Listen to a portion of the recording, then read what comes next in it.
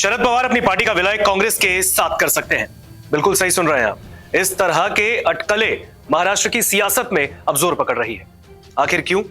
हालांकि राजनीति में सब कुछ संभव है और शरद पवार का कांग्रेस में अपनी पार्टी का विलय करा देना यह भी कोई नई बात नहीं हो सकती। राजनीति में इस तरीके की बातें लगातार हम लोग देखते रहे। इसकी बानगी कई बार हमने पास्ट में भी देखी है।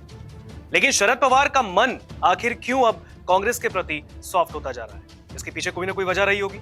भले ही उनकी बेटी सुप्रिया सुले इस तरीके के दावे को खारिज करती रहे कि ऐसा नहीं होगा, लेकिन जब से एनसीपी दो भागों में बटी है, अजीत पवार गुट और शरद पवार गुट, इसके बाद से कहीं ना कहीं एनसीपी शरद गुट के चीफ यानी शरद पवार ये जान रहे हैं, ये वो भी सोच रहे हैं और गुणा भाग वो भी लगा रहे हैं कि कांग्रेस के साथ राजनीति करना ही एक पॉजिटिव राजनीति होगी देश के अंदर। क्योंकि इंडिया ब्लॉक के अंदर नीतीश कुमार के इंडिया गठबंधन को टाटा बाय बाय करने के बाद अब शरद पवार अपने पद के लिए कोई बड़ी पद की मांग भी कर सकते हैं। शायद वो चाह भी कर रहे हो कि नीतीश कुमार के जाने के बाद कोई बड़ा पद इंडिया ब्लॉक के अंदर उनको दिया जाए। लेकिन इस बीच कांग्रेस से उनका विलय ये चर्चा का विषय है। वह यूं था कि पुणे में बीते दिनों शरद पवार कांग्रेस के दफ्तर पहुंचे 25 साल बाद। अब आप सोचिए, जहां पर 24 साल अब तक पूरे हो चुके हैं कांग्रेस से अलग हुए, शरद पवार को अपनी पार्टी बनाए हुए, 99 में उन्होंने पार्टी बनाई, 1999 में। उसके बाद एक बार फिर जब वो पुणे पहुंचे तो उसी कांग्रेस के दफ्तर में पहुंचे जहां उन्होंने पार्टी को छोड़ा था। अब जहां पर वो सिल्वर जुबली हो रही है, जो वनवास की सिल्वर जुबली है कह सकते हैं शरद पवार की, क्या इस बार अपने वनवास की सिल्वर जुबली में शरद पवार अपनी पार्टी का विलय कांग्रेस के साथ करके क्या सबको चौंका देने वाले हैं? इस रिपोर्ट में देखिए।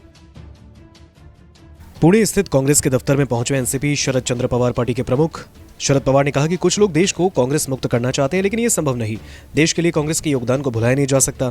शरद पवार ने यह भी कहा कि कांग्रेस को साथ लेकर ही राजनीति करनी होगी। उन्होंने पुराने दिनों को याद किया और ये भी बताया कि कांग्रेस के इस दफ्तर में वो पहली बार 1958 में तब आए जब उन्होंने राजनीतिक करियर की शुरुआत की।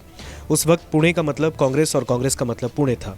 शरद पवार ने सोनिया गांधी के विदेशी मूल का मुद्दा उठाया था। उनके साथ तारिक अनवर और पीए संगमा भी थे। ये मुद्दा इतना बढ़ गया कि कांग्रेस कार्य समिति ने इमरजेंसी बैठक बुलाई। उसके बाद पार्टी ने तीनों ही नेताओं को पार्टी से निकाल दिया। उसके बाद शरद पवार ने कहा था कि इस मामले में समझौता करने का सवाल ही नहीं, क्योंकि मामला राष्ट्रीय गौरव से जुड़ा है।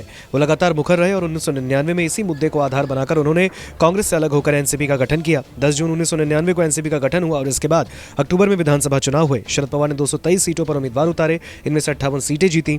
इस वजह से राज्य में किसी को बहुमत नहीं मिला। चुनाव में कांग्रेस सबसे बड़ी पार्टी थी जिसके पास 75 सीटें हैं। ऐसे में दोनों दलों ने मिलकर सरकार बनाई और विलासराव देशमुख मुख्यमंत्री बने। छगन भुजबल को डिप्टी सीएम बनाया गया। बाद में एनसीपी केंद्र सरकार में भी भागीदार बनी और 10 साल तक यूपीए सरकार में साझेदारी रही। शरद पवार के एनसीपी शरद चंद्र पवार के कांग्रेस में विलय की अटकलें यूं ही नहीं लगाई जा रही। दरअसल कांग्रेस से जुदा होकर शरद पवार ने जिस एनसीपी का गठन किया था उस पर अजीत पवार का कब्जा है। चुनाव आयोग की ओर से एनसीपी शरद पवार गुट को एनसीपी शरद चंद्र पवार नाम दिया गया। उनके पास विधायकों की संख्या में सीमित है और पार्टी के नाम पर भी वो कमजोर हैं। इसके अलावा नीतीश कुमार के अलग होने के बाद इंडिया गठबंधन में भी शरद पवार अपने लिए किसी बड़ी भूमिका की उम्मीद लगाए हैं। बेशक गठबंधन की ओर से पीएम पद के लिए खड़गे के नाम का प्रस्ताव दिया गया, लेकिन चुनाव तक खड़गे की जगह पवार का नाम भी हो सकता है। इसके लिए पवार को सबसे ज्यादा जरूरत कांग्रेस की सहमति की है। इसलिए महाराष्ट्र में पवार एक दूसरे की धुर विरोधी शिवसेना और कांग्रेस को एक सूत्र में बांधे हैं।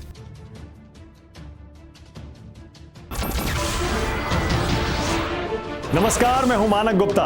अगर आपको हमारा ये वीडियो पसंद आया हो तो इसे लाइक और शेयर जरूर करें और हाँ, हमें सब्सक्राइब और फॉलो करना ना भूलें ताकि आप देश और दुनिया की कोई खबर मिस ना करें।